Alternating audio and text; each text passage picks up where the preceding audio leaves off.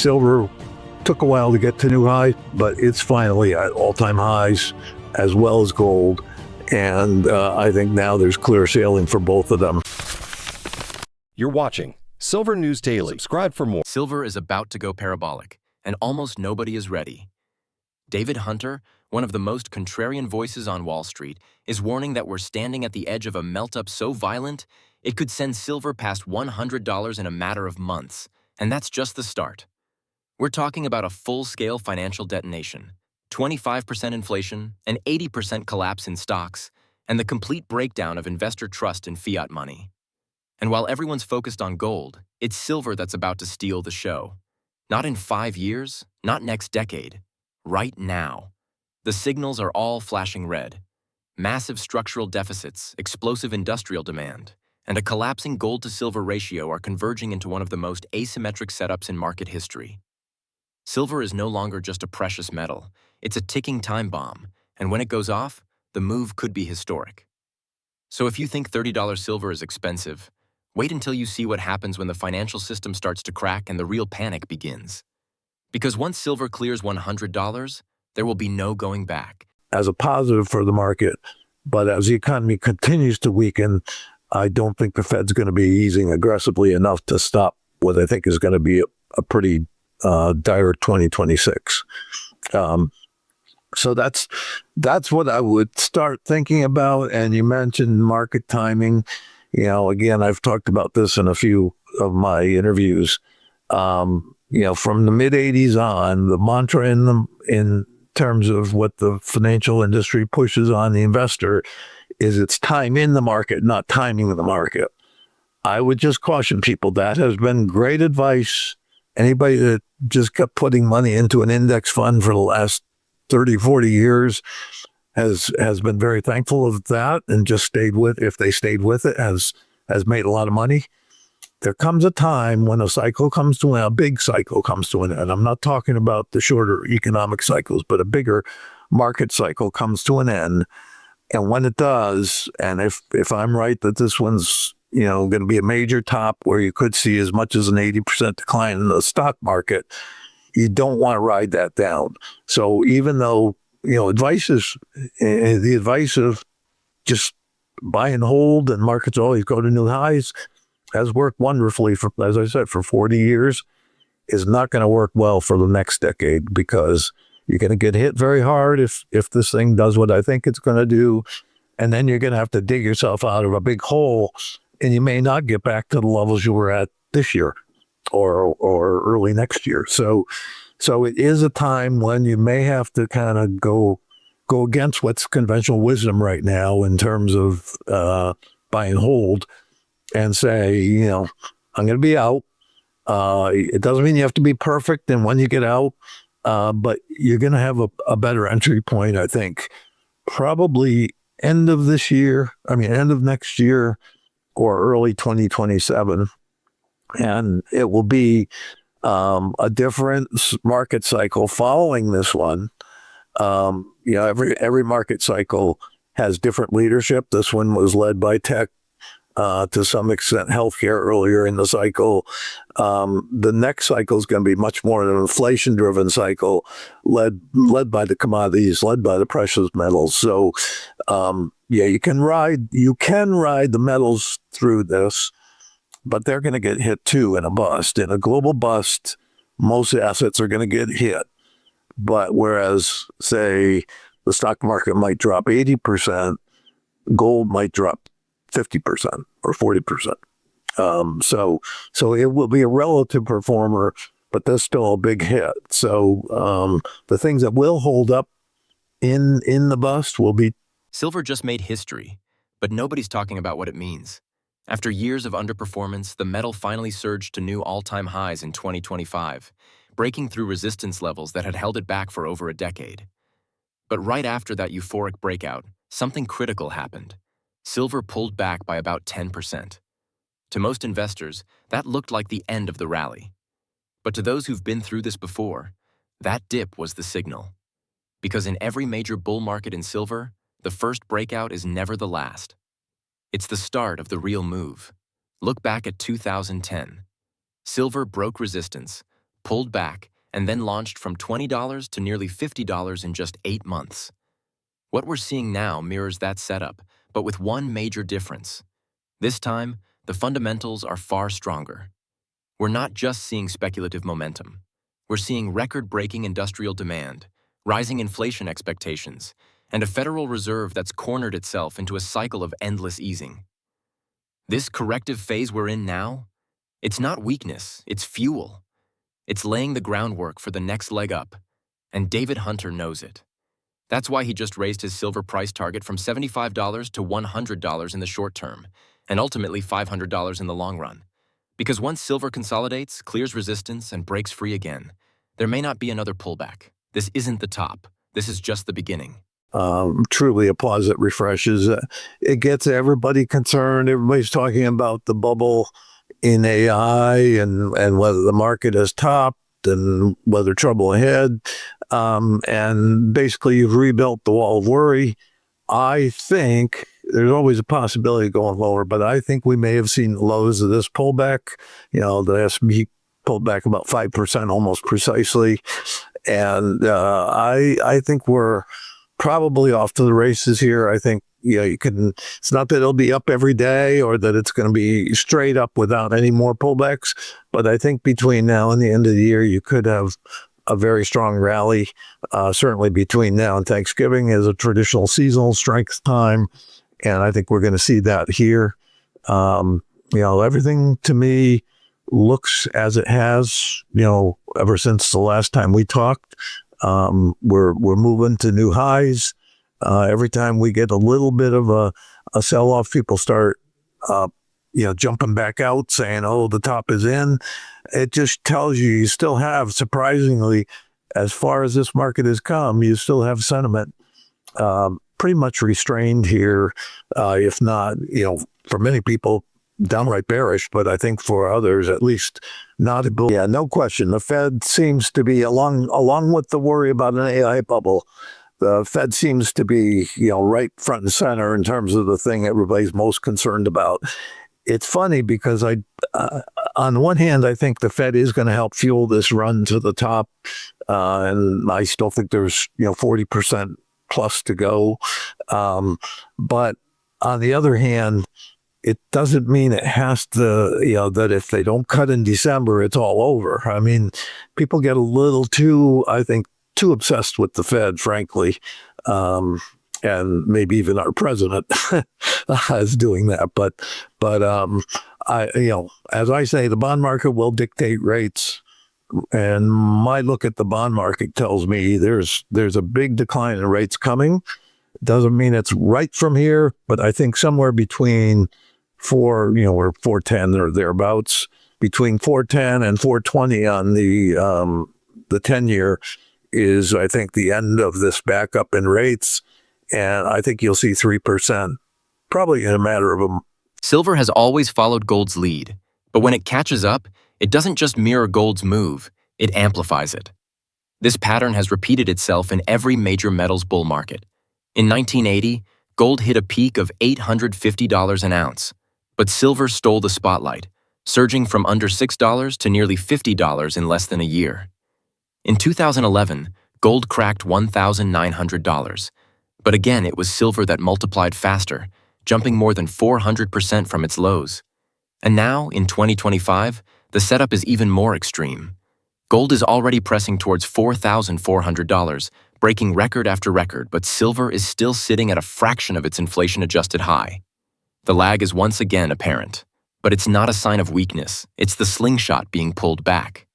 Because when silver moves, it doesn't inch higher, it erupts. And according to Hunter, that eruption is just months away. The gold-to-silver ratio, one of the most watched metrics in the precious metals world, has collapsed from over 90 to 1 down into the 70s, flashing a massive buy signal. Historically, when this ratio compresses, it's silver that does the heavy lifting. And Hunter's prediction of 5,000 gold paired with 100 silver implies a ratio of just 50 to 1, a complete mean reversion that could trigger the most aggressive silver rally we've seen in our lifetime. So don't mistake delay for denial. The catch-up phase is underway. And when silver starts to play catch-up, it doesn't just match gold, it obliterates it. Yeah, definitely. And I think people always use valuation and get nervous, but frankly, valuation's never been a good indicator of a top. Certainly we're, as I keep saying, we're 43 years into a secular bull market at all-time highs or very near all-time highs. We've been very strong since October 2022, more than doubling off of that. So it's, it's understandable that valuations are higher. And with what's going on in AI, that certainly has lifted things. But if you look below that and look at a lot of other stocks, there's plenty of areas in the market that are not overvalued at all. And frankly, as I said, valuation is not a good indicator of a top anyway. So even the things that may seem a bit up on stilts, even they look like they can go a lot higher. So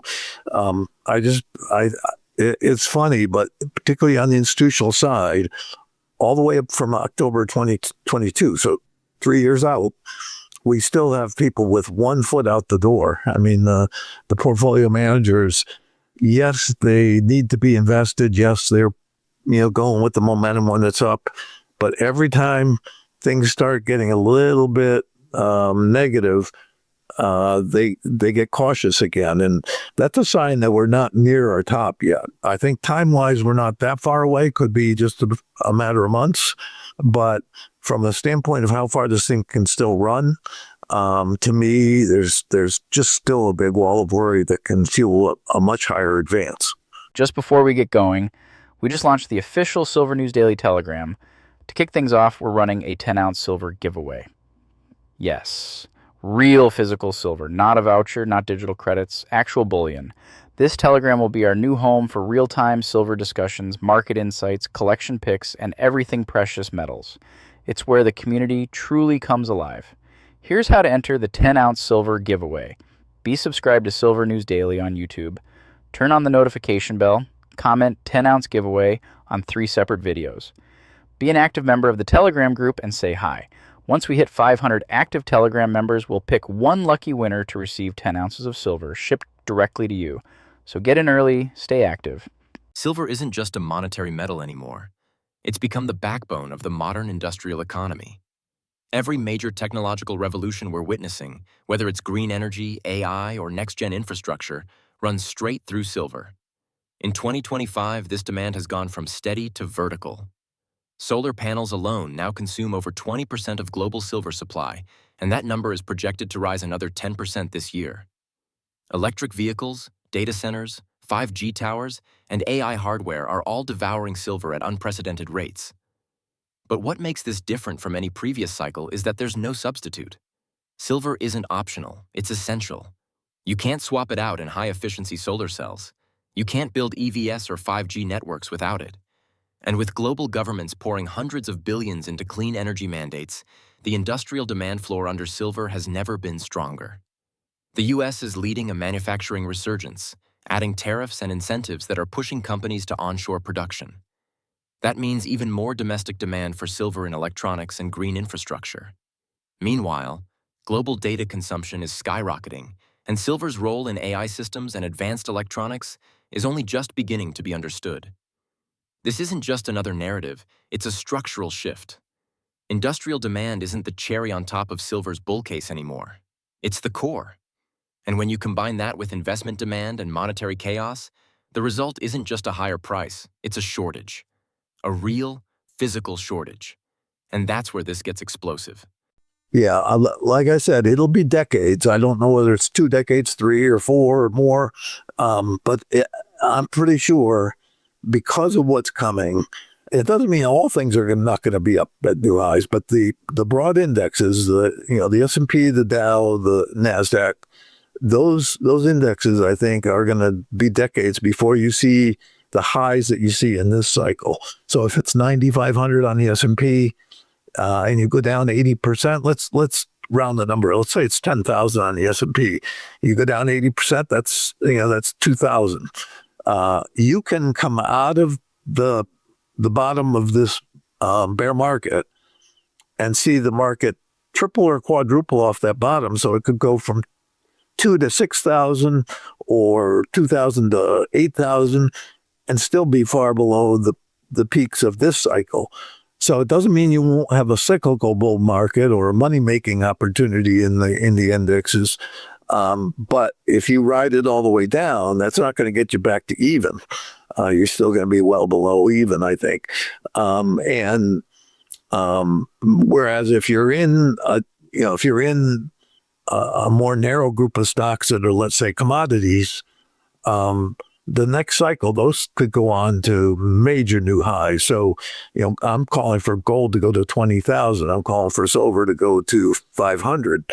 So even if you rode through the bear and rode through the bust and bought and held, those things you will be fine.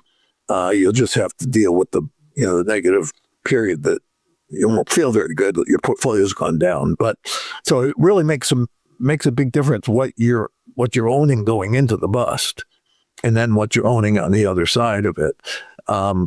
In terms of, but I do want to stress, people hear dire things like 80% and never getting back to those highs or not for decades.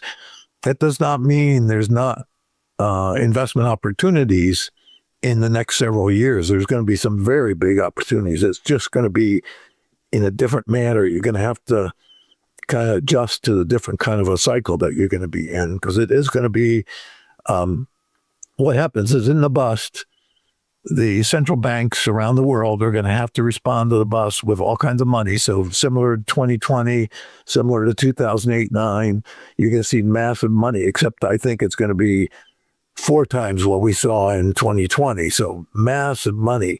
It will trigger a rebound. It will trigger a recovery cycle. The silver market isn't just heating up, it's running out. For the 3rd consecutive year, the Silver Institute has reported a structural market deficit, and the gap between what we mine and what the world consumes keeps widening. It's not just that demand is going up, it's that supply can't keep up. And nobody's ready for what that means. Years of underinvestment in mining have hollowed out the supply chain. High-cost producers went offline after the last bull market fizzled, and now the world is scrambling to restart supply just as demand is going vertical. Even worse, silver isn't mined on its own. It's mostly a byproduct of other metals like lead, zinc, and copper. So you can't just flip a switch and flood the market. The physical supply is capped, and the backlog is growing. Add to that growing geopolitical instability and national resource protectionism, and you're looking at a scenario where silver becomes one of the most strategically constrained commodities in the world. Physical investors are already starting to notice. Premiums on silver bars and coins are rising, and delivery times are stretching out. And if institutions start piling in, there won't be enough to go around. This is what sets silver apart. When the supply crunch hits gold, it's a headline. When it hits silver, it's a detonation. Because silver doesn't just face demand from investors. It has to meet the needs of an electrified, AI-powered, solar-driven world. And right now, it's nowhere near ready. Because it's, a strategy that's worked for so long has gained a lot of acceptance. So it's going to take a real mindset change to go from, well, I just let my portfolio ride because it always comes back. Yes, we have these periods of time that are negative, but I'm not smart enough to time it, so I'm just going to stay put. That's been the conventional wisdom for a long time now. It's going to be very hard to convince people to go against that because it's worked so well, and yet that's probably what they should do. Yeah, I would just re-emphasize, I think we are at a major inflection point. Well, major isn't the word. I think the major inflection point was last April, but we're at a significant inflection point here. In terms of the correction, I think is running its course. It has run its course in both the stock market and the metals market, and that includes the miners. I think it's up from here, and I think bonds will shortly follow. So, we're going to have a period here, I think, over the next 3 or 4 months where bonds will be great, stocks will be great, and the metals will be great. So you'll have... The gold to silver ratio is quietly flashing one of the loudest buy signals we've seen in decades. For much of the last few years, this ratio hovered above 90-1, meaning it took over 90 ounces of silver to equal the value of 1 ounce of gold. Historically, that's extreme, and every time we've seen this kind of distortion, silver hasn't just corrected, it's exploded. In 1980, the ratio collapsed to 15 to 1. In 2011, it fell below 35 to 1. Each time, silver outpaced gold dramatically. And in 2025, it's happening again. As silver began its catch-up rally, the ratio started compressing, dropping from the 80s into the 70s and threatening to break even lower. That's more than a chart. It's a warning. Because every tick lower in that ratio represents silver gaining ground faster than gold, and once it breaches 60 to 1, the momentum tends to go vertical. David Hunter's forecast of $5,000 gold and $100 silver implies a 50 to 1 ratio, smack in the middle of the historical mean. That's not a fantasy target. That's a reversion to what this market has done time and time again. And with gold already above $4,000 and climbing, silver is sitting there, undervalued, underowned, and underpriced, just waiting for the ignition point. This ratio isn't just a technicality. It's a roadmap.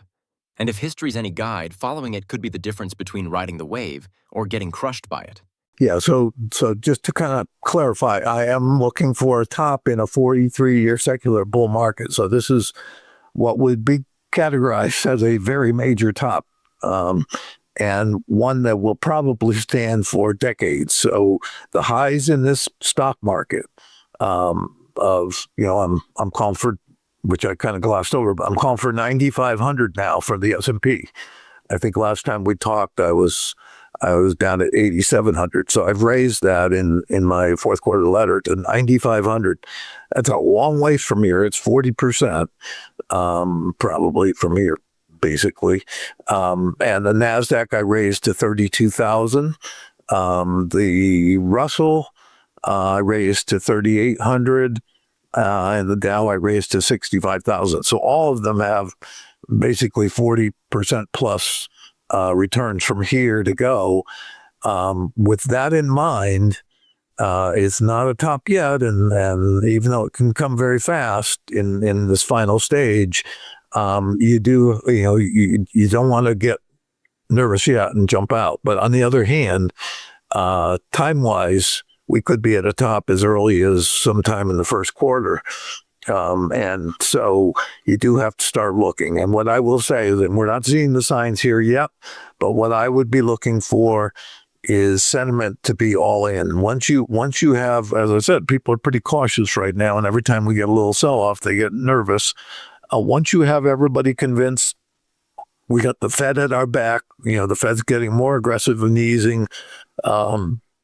It means the cycle has a long ways to go. It could last for a couple more years. Once you start hearing that rhetoric, that's the beginning of the end. It's not the end, but it's the beginning of having to start say, how long can this run?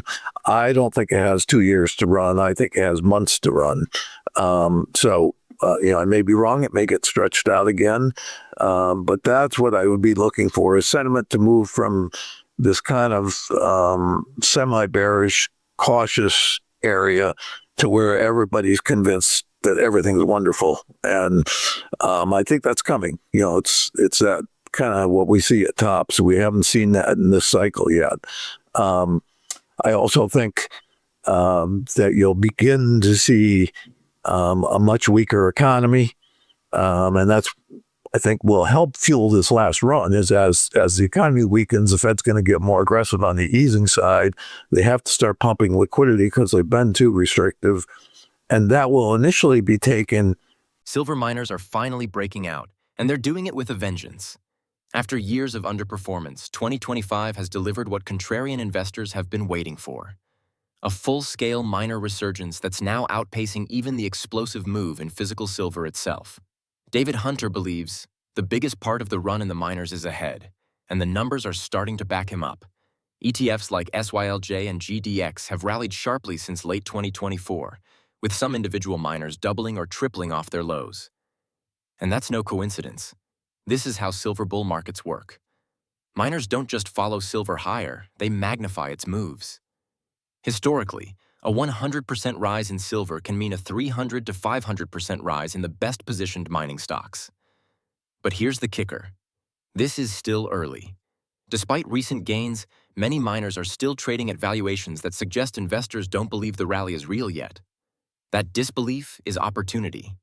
If silver truly breaks through $100 as Hunter projects, the leverage built into the miners could send them into parabolic territory. We're talking about a potential generational setup, high margins, rising prices, and zero investor attention. And with sentiment still catching up, the conditions are ideal for a stampede. Because when the market finally realizes what's happening in silver, the miners won't just move, they'll melt up. It's been a tremendous run this year.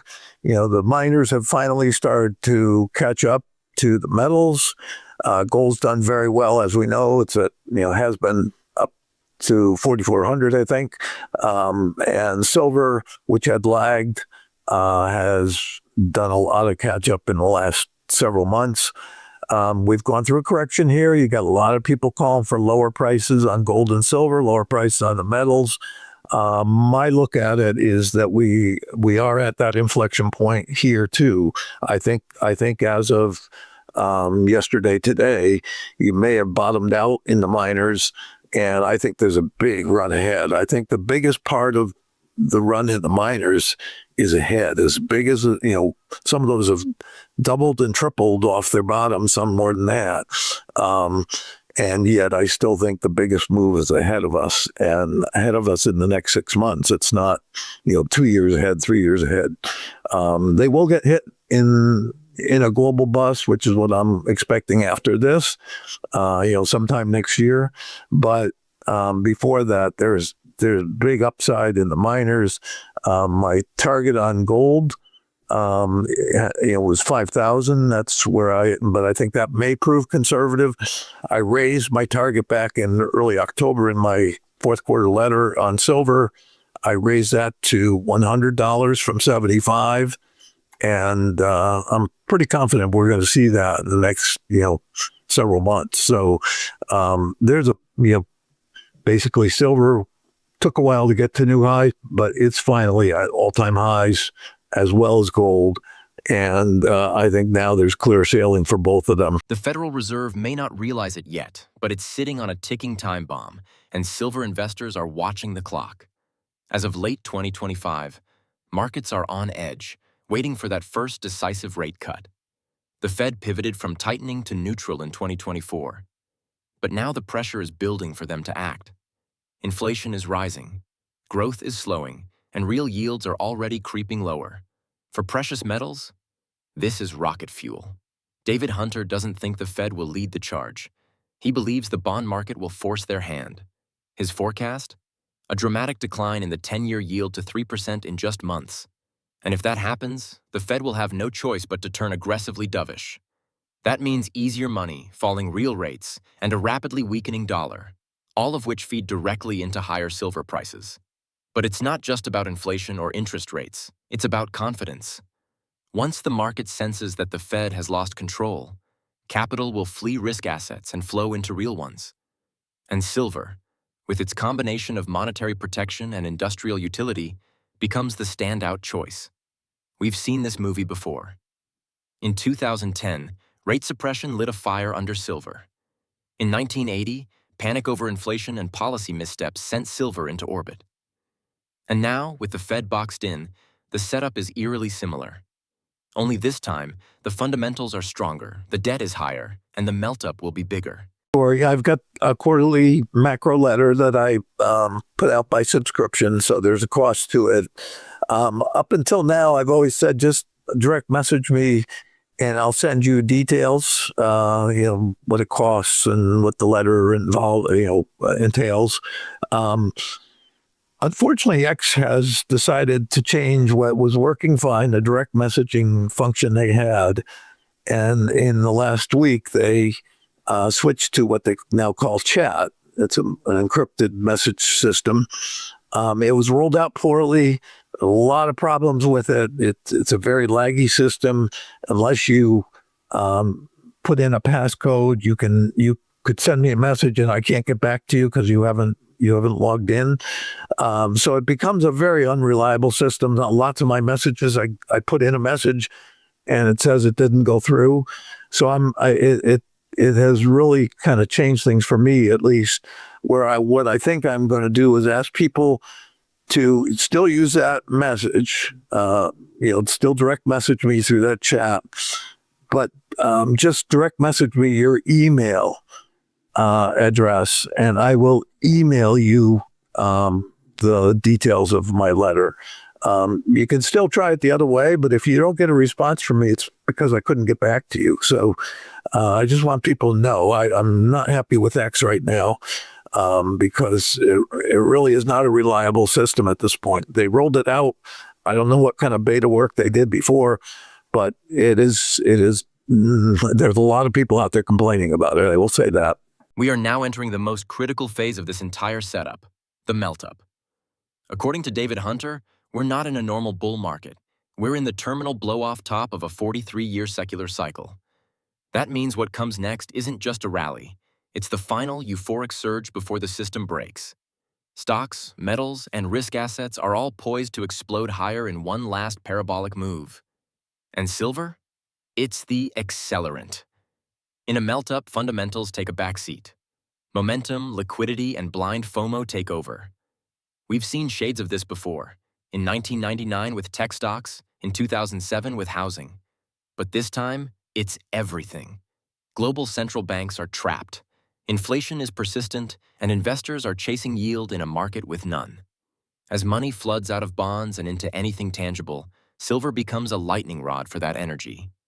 Hunter believes this meltup will be unlike anything we've seen. Stocks will skyrocket, before crashing 80%. Inflation will soar, before the system buckles under its own weight. And silver will lead the charge, fueled by panic buying, collapsing trust in fiat, and a total breakdown in monetary policy credibility. The price action could turn vertical, with silver going from $50 to $100 in weeks, not years. This is the moment before the detonation, the surge before the collapse. And those who recognize it for what it is aren't just preparing. They're positioning for one of the greatest wealth transfers in history. It gutted our middle America. And a lot of these cities are burned out cities that are, very drug infested and crime infested because people lost hope. And so Trump is trying, through tariffs and through these other deals, trying to bring capital back into this country from foreign investors. He's trying to rebuild that as fast as he can. And that's where a lot of the criticism is people see what he's doing. It looks reckless or looks a little chaotic, but that's what happens when you have to do it quickly. We don't have the luxury of decades to do this, which is how it would normally play out if you reverse things. He's trying to do it faster. I think it's the right policy. Hopefully the Supreme Court allows the tariffs to proceed. We'll see. But people need to be patient because it doesn't happen overnight, even if he is doing it quicker than anybody else could do it. But that is the goal, is to try to level the playing field, bring back Main Street somewhat at the expense of Wall Street. He's not trying to hurt Wall Street, but they've had great time. That's why we've got a 43-year secular bull market. But Main Street's really suffered, and it's been both Democrats and Republicans have allowed this on their watch for decade after decade. And basically, it was the economic theory out there that comparative economics works. If the whole globe benefits from going to the lowest cost producer, then that's what we should do. And unfortunately, that's not how it worked. And of course, there's it's also not a pure economic model out there. You had China doing what they're doing, and others doing what they do, and but we've been the marketplace to the world, and it's time to kind of reverse some of that.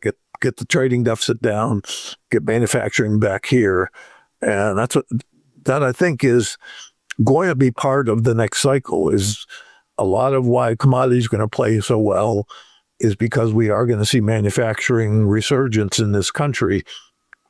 But that means building new factories, new plants. That requires a lot of steel, a lot of commodities. And unfortunately, we won't have the supply. The demand will outstrip supply and prices will go through the roof. But if you're there as an investor, you're going to be happy about that. The foundation is cracking, and inflation is seeping through every break in the system. David Hunter doesn't see 3% or 5% inflation as the endgame. He sees 25%.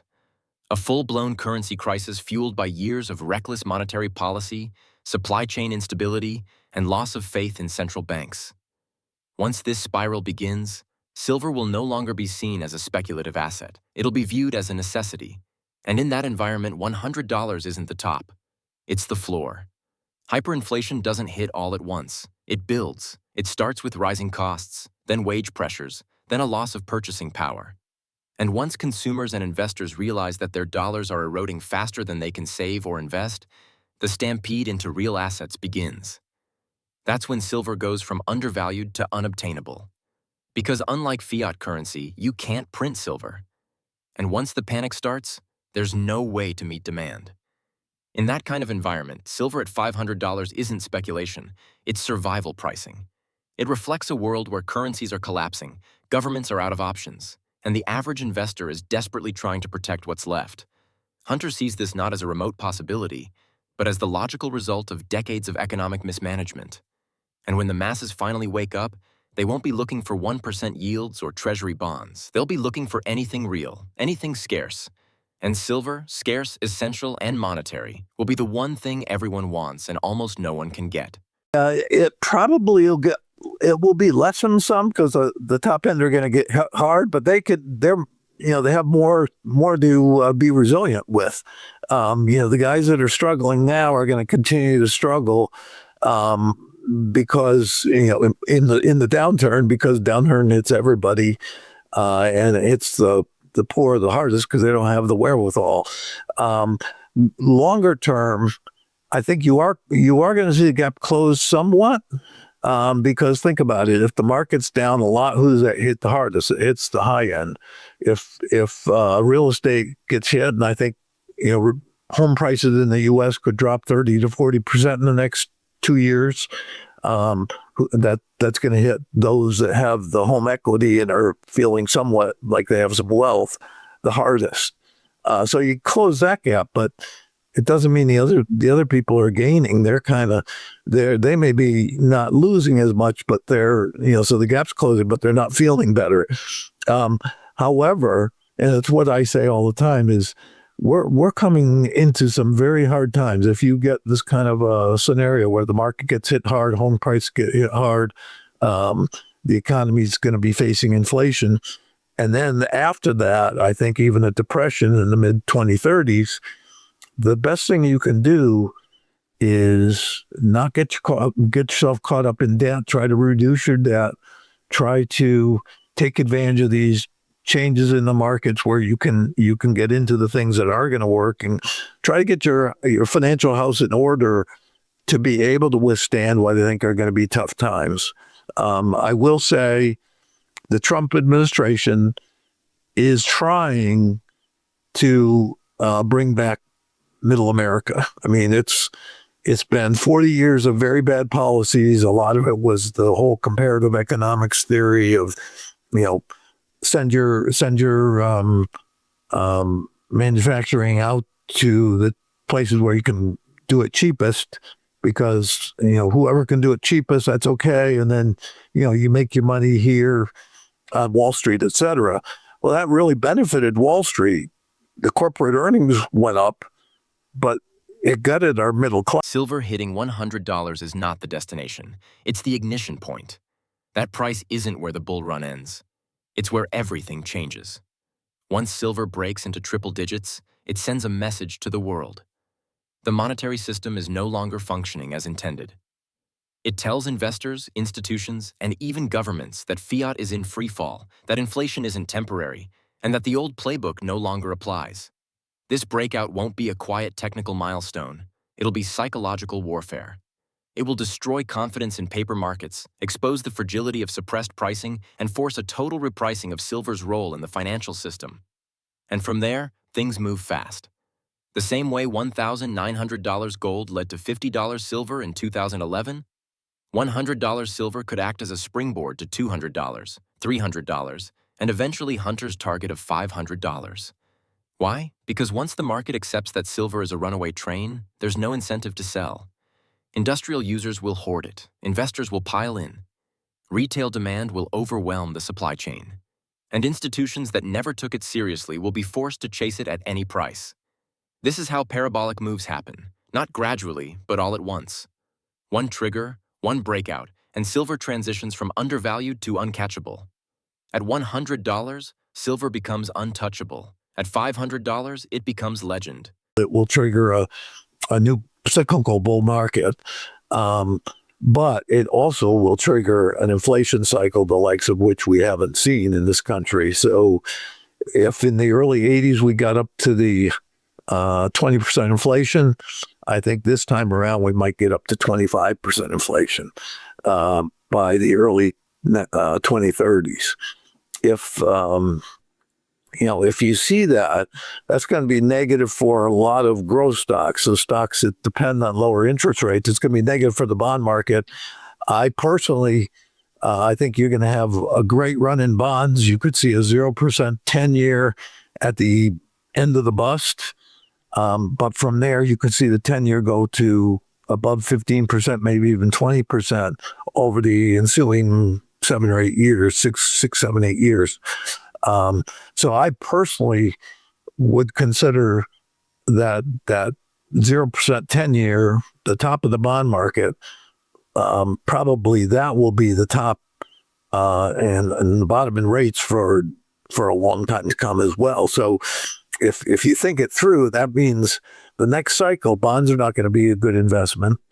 If the indexes are going to be lagging, they're not going to be a great place to be. And so it starts putting you more towards commodity, and it doesn't just mean gold and silver. It means oil stocks, copper stocks, steel stocks. All the commodities I think will do very well in the next cycle. So it means you, and that's investments. If you go all the way back, every cycle you'd have to be flexible. And what happens to most investors, because they don't understand that, is they kind of ride with the horse that brought them there. And so they don't really change things around. And then the next cycle, the things that worked so well in the past cycle are the laggards this cycle because they're under a lot of distribution. And the things that are the new leaders are the lowest weighted things in the indexes. So they don't really give you the oomph that you want. You have the heaviest weighting things are from the past cycle, and those are laggards, and the lower weighted things are the new leaders. So you have to kind of be a more active manager going into the next cycle is what I'm. Silver's move to $500 isn't just a wild prediction. It's the logical end to a system that's collapsing under its own weight. Every piece of the puzzle is now in place.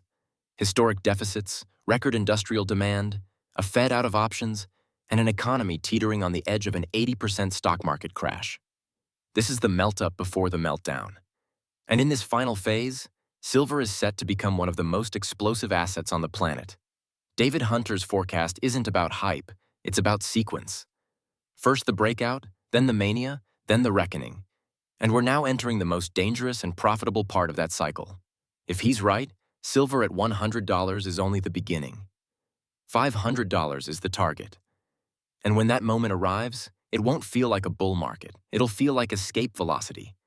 So what does that mean for you? It means staying informed. It means understanding the forces driving this move.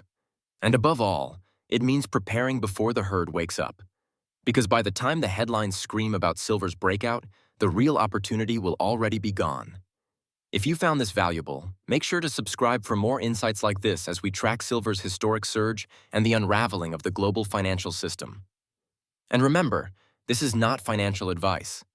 Always speak with a licensed professional before making investment decisions.